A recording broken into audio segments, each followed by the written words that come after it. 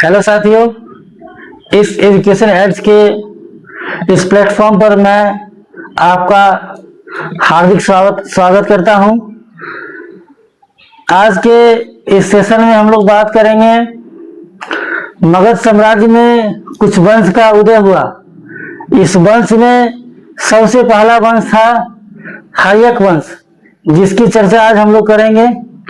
हर्यक वंश की स्थापना जो है बिंबिसार के द्वारा किया जाता है, जो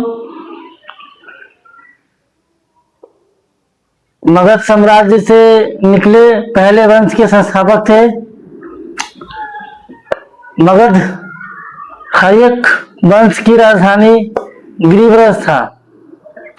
बिंबिसार को सैनिक कहा जाता था। सैनिक कहने का मतलब है जो सेना रखने वाला को सैनिक कहा जाता था। इसने विजय एवं विस्तार की नीति की शुरुआत की है, वो पहल शुरू किया।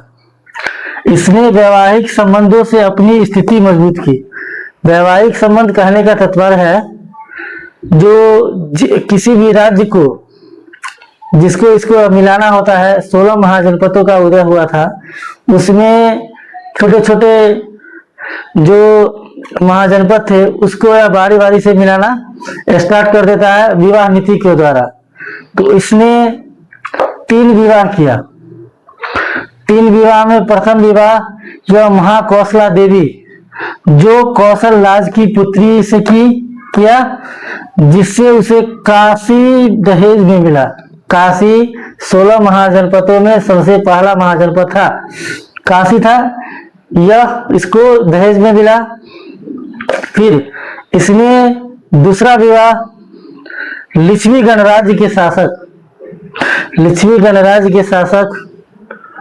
चेटक की पुत्री चेलना से किया। जो लिच्छवी गणराज्य के शासक थे चेटक, उनकी पुत्री चेलना से यह विवाह करता है। और फिर इस पत्नी से एक बच्चे का जन्म होता है, उसका नाम रहता है अजातशत्रु। अजातशत्रु इनका बेटा होता है। फिर वह तीसरी शादी करता है मद्र कुल की राजकुमारी क्षेमा से।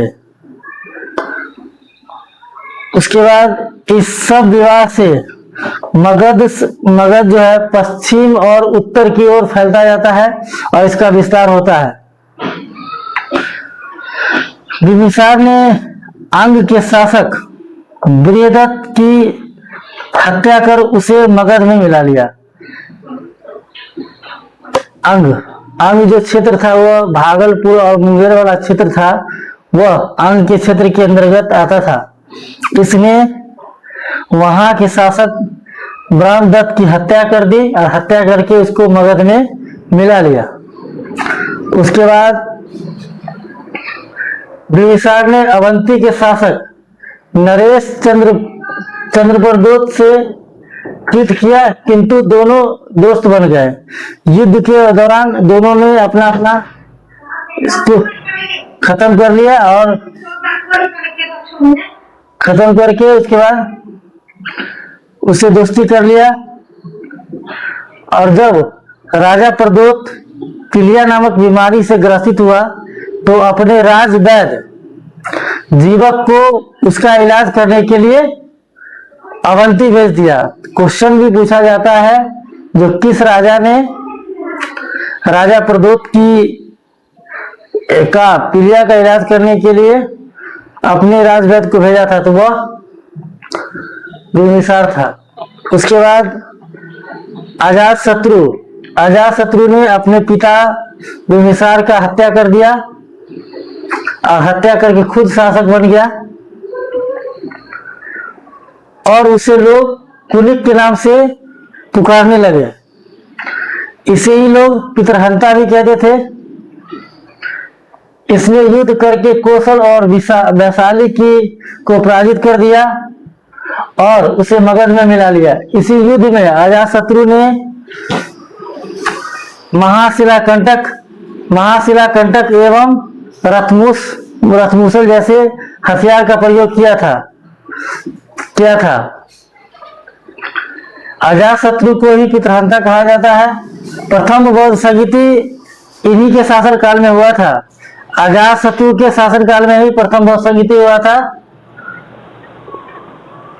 सवाल आता है जो प्रथम बौद्ध स्थगिति किसके शासन काल में हुआ था, तो वो अजातशत्रु के शासन काल में हुआ था।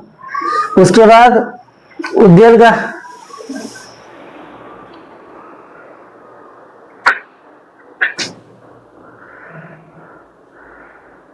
उसके बाद उद्यन ने भी ऐसा ही किया, अपने पिता अजातशत्रु की हत्या कर दी और हत्या करके और खुद शासक बना बैठा। उद्यन ने एक अच्छा काम किया था जो परीक्षा के दृष्टिकोण से बहुत महत्वपूर्ण है, सवाल भी पूछे जाते हैं। जो उद्यन ने पाटलिपुत्र को मगध की राजधानी बनाया, यह उनका महत्वपूर्ण काम था।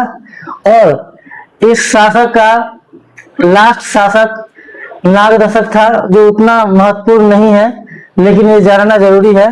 तो आप बताइए जो आपको यह क्लास कैसा लगा। अगर अच्छा लगा हो तो मेरे चैनल को सब्सक्राइब कर लीजिए। बहुत बहुत धन्यवाद। जय हिंद, जय भारत।